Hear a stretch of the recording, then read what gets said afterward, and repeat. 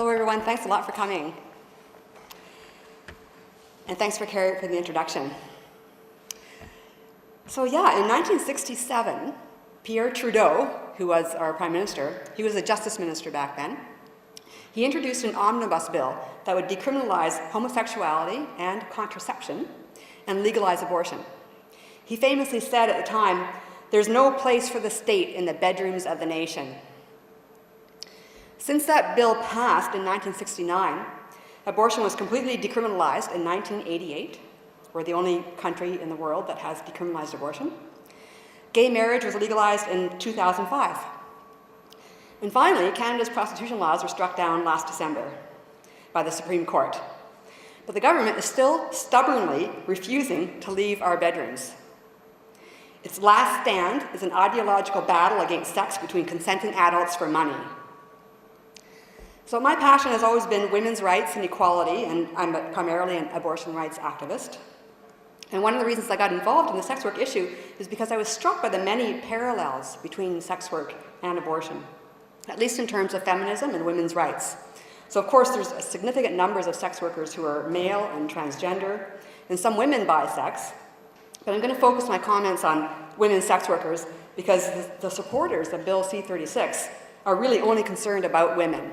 They actually don't care about the men or the transgender workers, like they don't exist. So to me, both issues, abortion and sex work, come down to trusting women and respecting their autonomy. So it's about respecting a woman's choice to have an abortion or do sex work.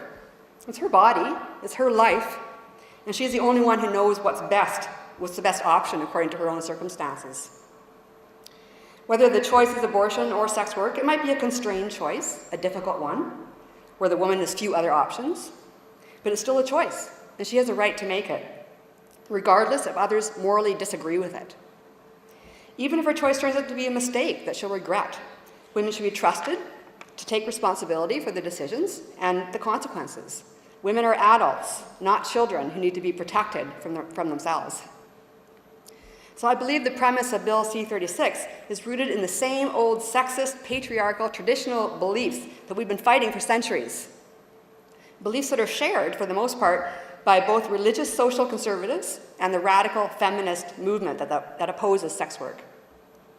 So these shared beliefs are that women's sexuality needs to be controlled and protected, that no normal woman would really choose to do sex work, that sexual freedom for women is dangerous to themselves and others, especially promiscuity, and that women are actually victimized by sex.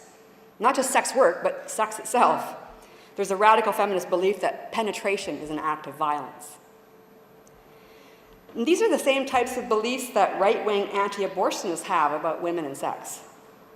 I'd like to illustrate this with two arguments that I constructed, one based on the anti-choice view and one on the anti-prostitution view held by radical feminists. Abortion is always violence against women. It's physically dangerous, it victimizes them, it robs them of their natural motherhood role, and inflicts lasting psychological damage. Women never truly choose abortion. They're forced into it by men, poverty, and desperation. We must protect women and give them better options by banning abortion and helping them keep their babies. Prostitution is always violence against women. It's physically dangerous, it victimizes them, robs them of their natural sexuality, and inflicts lasting psychological damage. Women never truly choose prostitution. They're forced into it by men, poverty, and desperation. We must protect women and give them better options by banning prostitution and helping them out of it.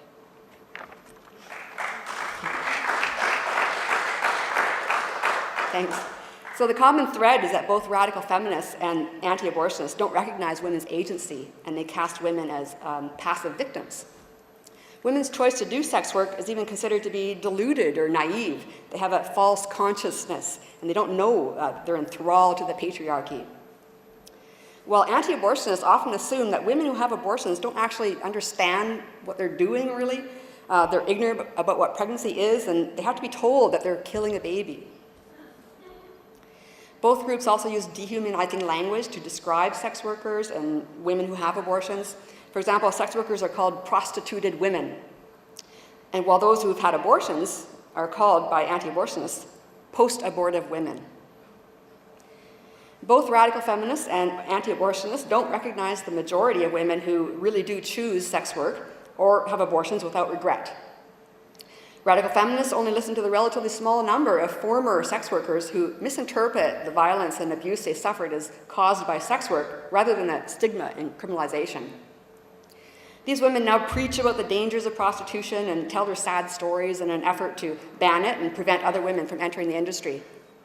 But how is that different from the anti-choice group, the women of the anti-choice group called Silent No More, who had a bad experience with abortion and now preach about the dangers of abortion and want to criminalize it to prevent other women from having one? Women having abortions need healthcare workers to help them do it safely. And sex workers need drivers, call screeners, other third parties to help them work safely.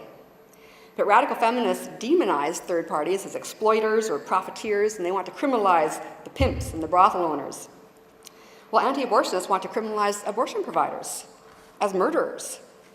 In both cases, responsibility is removed from women, even though they're the ones initiating the acts, and men and third parties are blamed instead for exploiting and coercing and hurting women.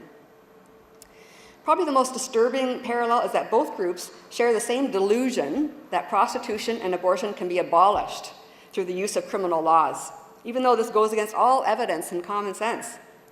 Sex work and abortion have been around for thousands of years. Countless women have resorted to both, regardless of the laws or risks to their lives. Abortion and sex work are universal behaviors. So it's not only impossible to abolish them, it's dangerous and unjust to criminalize them because it hurts the supposed victims the most. Criminalization removes women from the protection of the law and from healthcare and social services. The Picton murders are still very fresh in our minds, and that's just one example of the horrific violence inflicted onto sex workers in criminalized environments. As for abortion, 47,000 women die every year from unsafe abortion, and over 8 million are injured. Virtually all in countries where abortion is illegal. When abortion is criminalized, women die. When sex work is criminalized, women die. When Pierre Trudeau introduced his omnibus bill back in 1967, he also said, "What's done in private between adults doesn't concern the criminal code." It's nearly half a century later, and our private consensual sexual behavior is still being criminalized. Unfortunately, sexual repression is still alive and well. And despite our gains on the abortion issue, we're still fighting for access and to keep our legal rights 26 years after it was decriminalized. It's finally time for sex work to be decriminalized too, and I believe it will be decriminalized in Canada eventually. But unfortunately, the battle against sexual repression will continue for a long time. Thank you.